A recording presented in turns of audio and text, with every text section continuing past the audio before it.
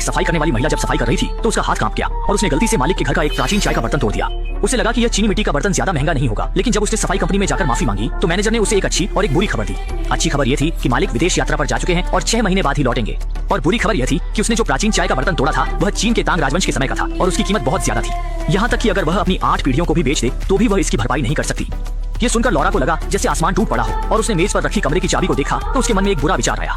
उसने देखा कि उसने विला के सभी दरवाजे खोल दिए और फिर मालिक के बड़े बिस्तर पर आराम से लेट गई। उसने अलमारी में रखे महंगे कपड़ों को देखा और फिर आईने में अपने गरीब और बदहाल रूप को देखा। इसलिए उसने बिना कुछ कहे उन शानदार कपड़ों को पहन लिया और फिर अपने पुराने कपड़ों को जला दिया और खुद को घर की मालकिन बना लिया। लौरा ने सोचा कि वैसे भी वह भरपाई नहीं कर सकती तो क्यों न इस समय का फायदा उठाकर अमीरों की जिंदगी का आनंद लिया जाए। जैसे ही उसे भूख लगी वह रसोई में गई, फ्रिज से अमीरों के खाने लायक स्टेक निकाला और साथ में 1982 की एक बोतल लैफिट वाइन खोली। इस विला को अपना घर जैसा महसूस कराने के लिए उसने मालिक के सभी फोटो फाड़ दिए और उसे अपने सपनों के अनुसार बना दिया। लेकिन इस तरह की जिंदगी केवल 2 दिन ही चली जब अचानक दरवाजे की घंटी बजी। लौरा को लगा कि मालिक समय से पहले लौट आए हैं, इसलिए वह घबराई हुई दरवाजे की ओर बढ़ी। लेकिन दरवाजा खोलने पर उसने देखा कि एक युवा लड़का रास्ता पूछ रहा था। लेकिन जब दोनों बातचीत कर रहे थे तो लड़के की गर्लफ्रेंड अचानक चीख उठी। असल में उसकी गर्लफ्रेंड शाओमेई गर्भवती थी और जल्द ही बच्चे को जन्म देने वाली थी। मजबूरी में लौरा ने दोनों को घर के अंदर बुला लिया। स्थिति को देखते हुए लौरा ने हाथ पांव मारकर उसकी डिलीवरी करवाई। सौभाग्य से पेट में बच्चा सुरक्षित पैदा हुआ। अपने हाथों में इस नन्हे बच्चे को देखकर लौरा की भावनाएं शांत नहीं हो सकी। इस तरह की घटना का पहली बार अनुभव करने वाली वह अपने मन में एक अलग भावना महसूस कर रही थी जो घर का एहसास था। 50 की उम्र पार कर चुकी लौरा के कोई बच्चे नहीं थे और अब अचानक आए इस जोड़े ने उसकी अकेली और उदास आत्मा को राहत दी। ये सोचकर उसने इस रिश्ते को भी अपना बनाने का फैसला किया। फिर वह खुशी खुशी दोनों के लिए माँ और बच्चे के सामान ले आई और लड़की के बच्चे को जन्म देने के बाद आराम करने के बहाने उन्हें कुछ समय और रहने के लिए आमंत्रित किया, यहाँ तक कि उन्हें जितना चाहे उतना रहने की अनुमति दी। ये देखकर लड़के ने खुशी खुशी सहमति दे दी। रात के खाने के समय लौरा ने लड़के और उसकी गर्लफ्रेंड शाओमेई के परिवार की स्थिति के बारे में पूछताछ की। तब उसे पता चला कि लड़के का नाम निक है और उसकी गर्लफ्रेंड शाओमेई बचपन से ही अनाथ है और दोनों के पास कोई स्थायी काम भी नहीं है। अब तो उनके लिए खाने पीने और रहने का भी संकट है। यह सुनकर लौरा बहुत खुश हुई और तुरंत घर के मालिक की तरह उन्हें लंबे समय तक रहने के लिए आमंत्रित किया और यहाँ तक कि उदारता से कहा, मेरा घर तुम्हारा घर है। उत्साहित निक ने तुरंत यह अच्छी खबर अपनी गर्लफ्रेंड को बताई और दोनों की खुशी का ठिकाना नहीं रहा। वे मासूमियत से सोचने लगे कि उन्हें एक अमीर महिला मिल गई है और भविष्य के अच्छे दिनों की कल्पना करने लगे। लेकिन उन्हें नहीं पता था कि उनके मन में जो अमीर महिला थी वह वास्तव में एक परजीवी थी जो विला में चोरी छिपे रह रही थी।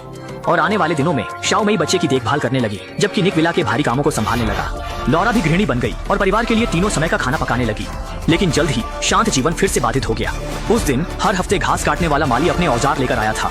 लौरा ये देखकर इतनी डर गई कि उसकी आत्मा जैसे शरीर से निकल गई। उसे डर था कि कहीं उसके घोंसला हथियाने का राज खुल न जाए। इसलिए उसने तुरंत अपनी सारी बचत निकालकर माली को दे दी और झूठ बोला कि वह मजदूरी नहीं दे सकती और उसे भविष्य में काम पर आने की जरूरत नहीं है। सौभाग्य से माली ने इस पर शक नहीं किया। सफलतापूर्वक उसे भेजने के बाद लौरा ने राहत की सांस ली। लेकिन इस कदम ने निक के मन में शक पैदा कर दिया कि एक अमीर महिला जो एक आलीशान घर में रहती है वह थोड़ी सी मजदूरी भी क्यों नहीं दे सकती। दोपहर में जब निक लॉन पर काम कर रहा था तो उसने अचानक देखा कि गैरेज में कई लग्जरी कारें खड़ी हैं, लेकिन अजीब बात यह थी कि उनके टैंक में पेट्रोल नहीं था। हालांकि लौरा ने पहले ही अपनी सारी जमा पूंजी माली को दे दी थी। इस समय उसके पास एक भी पैसा नहीं बचा था। इतना ही नहीं, जल्द ही कई समस्याएं उसके सामने आने लगी। घर में अचानक कई लोगों के आ जाने से फ्रिज में रखा खाना लगभग खत्म हो चुका था और गैस चूल्हे की गैस भी खत्म होने वाली थी। यहाँ तक कि डायपर भी खत्म हो चुके थे। लौरा की आंखों में झलकती चिंता को देखकर निक के मन में पहले से ही जवाब था। स्थिति यहाँ तक पहुँच गई थी कि लौरा के पास अब कुछ छुपाने की जरूरत नहीं थी। उसने तुरंत स्वीकार कर लिया कि वह सिर्फ एक आया है। लेकिन निक को यह जानकर कोई फर्क नहीं पड़ा और उसने यहाँ से जाने का इरादा नहीं किया, बल्कि लौरा के साथ योजना बनाने का निर्णय लिया। उन्होंने घर के अंदर की सभी कीमती चीजें बेच दी और परजीवी की तरह यहाँ रहना जारी रखा। हालांकि जब वे खुशी के पलों में डूबे हुए थे, एक अप्रत्याशित घटना ने मौजूदा शांति को तोड़ दिया। नवजात शिशु अचानक बीमार होकर मर गया और मां के रूप में शाओमेई को बहुत दुख हुआ। हालांकि वह इस बच्चे को छोड़ना नहीं चाहती थी, लेकिन तत्काल काम यही था कि शव को दफनाया जाए। असल में अभी सफाई कंपनी के मैनेजर का फोन आया था जिसमें उन्होंने विला की सफाई का निरीक्षण करने की बात कही थी। खुलासा होने के डर से परिवार के लोग जल्दी जल्दी घर की सफाई करने लगे ताकि घर के अंदर की सफाई सुनिश्चित की जा सके। जल्द ही मैनेजर विला के दरवाजे पर पहुंच गया। ये स्थिति देखकर लौरा तुरंत दौड़ती हुई नीचे स्वागत करने चली गई। हालांकि लौरा ने सब कुछ बेहतरीन तरीके से किया, लेकिन मैनेजर के घर में कदम रखते ही उसे कुछ गड़बड़ महसूस हुई। दीवार पर टंगी विश्व प्रसिद्ध पेंटिंग अचानक गायब हो गई थी और लौरा ने पागल बनने का नाटक किया, यह कहते हुए कि जब वह यहाँ आई थी तब उसने इसे नहीं देखा था। जैसे जैसे मैनेजर ने और गहराई से निरीक्षण किया, उसने पाया कि घर के अंदर कई फर्नीचर गायब थे। लौरा ने झूठ बोलकर कहा कि उन्हें मरम्मत के लिए ले जाया गया है। मैनेजर ने इस पर शक नहीं किया क्योंकि लौरा पहले से ही सफाई कंपनी की एक मेहनती कर्मचारी थी जो हमेशा मेहनत से काम करती थी और वह नहीं मानता था कि वह कोई गैरकानूनी काम करेगी। मैनेजर को सफलतापूर्वक विदा करने के बाद परिवार ने भविष्य के अच्छे जीवन का जश्न मनाया। हालांकि बच्चे को खोने के बाद शाओमेई की भावनाएं और अधिक चरम हो गई। इस दिन वह अकेले ही सड़क पर आई। स्कूल के गेट पर भीड़ भाड़ वाले बच्चों को देखते हुए उसकी मातृत्व की भावना तुरंत जाग उठी। इसलिए उसने बच्चों की देखभाल करने का काम ले लिया। फिर उसने महिला मालिक के काम पर जाने का फायदा उठाकर बच्चे को चुपके से भव्य बगीचे में ले आई। परिवार इस पर बहुत खुश हुआ और वे फिर से 4 लोगों के परिवार के जीवन में लौट आए। और लौरा ने चारों की तस्वीर को घर के मालिक के फोटो फ्रेम में डाल दिया और परिवार विला के संसाधनों पर निर्भर होकर शानदार जीवन जीने लगा। जब भी पैसे खत्म हो जाते, निक विला की कीमती वस्तुएं लेकर पॉन शॉप में बेच देता। पैसा मिलते ही तीनों फिर से ऐशो आराम और रंगीन जिंदगी जीने लगे। हालांकि इस दिन एक बूढ़े व्यक्ति की यात्रा ने उनके शांत जीवन को तोड़ दिया। बूढ़ा व्यक्ति असल में घर के मालिक का चाचा था, लेकिन जब उसने अपने भतीजे के घर में इतने सारे लोगों को देखा और निक की आंखों में झलकती चिंता को देखा तो उसने तुरंत महसूस किया कि कुछ गड़बड़ है। उसने कहा कि वह पुलिस को फोन करने जा रहा है। यह स्थिति देखकर निक तुरंत पागल हो गया। वह अब तक के अपने परफेक्ट जीवन को छोड़ना नहीं चाहता था, इसलिए अगले ही पल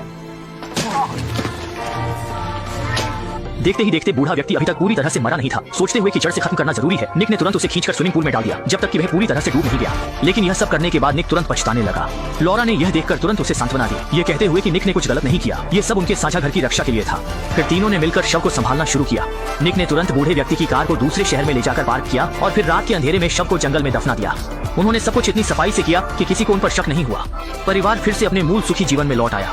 हालांकि खुशी के पल हमेशा अल्पकालिक होते हैं। घर के मालिक के लौटने का दिन धीरे धीरे नजदीक आ रहा था और लॉरा चिंतित होने लगी। आखिरकार इस दिन मैनेजर का फोन आया जिसमें कहा गया कि घर का मालिक कल यात्रा समाप्त करके घर लौट रहा है। पूरी तरह से घबरा गई। मौजूदा जीवन को बनाए रखने के लिए उसने निक से संपर्क किया, ये उम्मीद करते हुए कि वे मकान मालिक के पूरे परिवार को खत्म कर देंगे। इस तरह वे इस विला पर पूरी तरह कब्जा कर सकते थे। लेकिन निक ने यह सुनकर सोचा कि लॉरा पागल हो गई है, क्योंकि ऐसा करने से पुलिस जरूर आएगी और तब उन्हें जेल में सड़ना पड़ेगा। वह किसी भी हालत में अब और किसी की जान लेना नहीं चाहता था।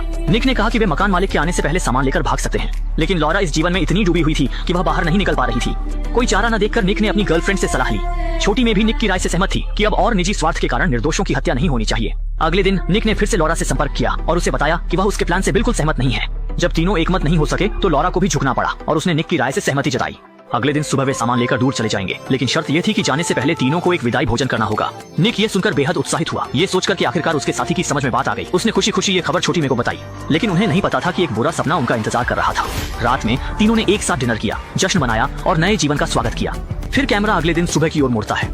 जब मकान मालिक विदेश से घर लौटे तो उन्होंने केवल बिखरी हुई चीजें देखी। घर की सभी कीमती चीजें गायब थीं। बच्चे के पालने में एक भूखा बच्चा था और जमीन पर 3 जहर से मरे हुए शव थे। पिछवाड़े में एक बच्चे की लाश दफनाई गई थी।